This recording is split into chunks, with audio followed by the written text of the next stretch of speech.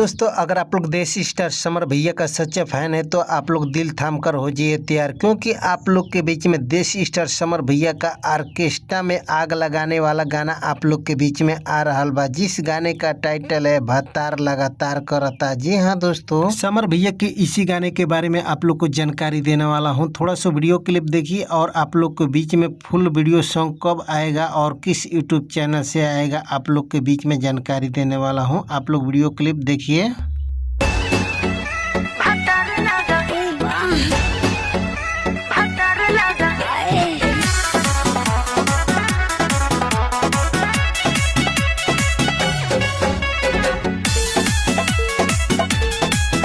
तो दोस्तों आप लोग को बता दें कि इस गाने को गाए हैं आपके चहेता स्टार समर सिंह और नेहा राज ने। समर भैया की इस गाने को लिखे आलोक यादव, इस गाने में म्यूजिक दिए हैं अभिराम पांडे ने। हाँ तो दोस्तों चलिए आप लोग को बता दें कि समर भैया के इस गाने को आप लोग के बीच में आज सुबह 7 बजे सारेगामा हम भोजपुरी यूट्यूब चैनल से इस गाने को आप लोग के बीच में फुल वीडियो सॉन्ग रिलीज किया जाएगा। इस वीडियो में एक्टिंग करते नजर आने वाले हैं आपके चहेता स्टार समर सिंह और अंजलि यादव ने। अगर आप लोग समर भैया का सच्चे फैन है तो आप लोग इस वीडियो को ज़्यादा से ज़्यादा शेयर कर दीजिए, और आप लोग हमारे चैनल पर पहली बार जुड़े हैं तो वीडियो को लाइक और चैनल को सब्सक्राइब करके बेल आइकन घंटी दबाकर नोटिफिकेशन ऑन कर लीजिए, क्योंकि हमारे चैनल पर भोजपुरी गाने का हर अपडेट आप लोग के बीच में सबसे पहले मिलता है। आप लोग को भोजपुरी का अपडेट कैसा लगा आप लोग कमेंट कर जरूर बताइएगा, और आप लोग से अनुरोध है कि आज सुबह सारेगामा हम भोजपुरी यूट्यूब चैनल पर जाकर आप लोग समर भैया का गाना सुनम जा, बहुत ही ब्लास्ट गाना है। नमस्कार प्रणाम दोस्तों, फिर मिलते हैं नए अपडेट के साथ, तब तक के लिए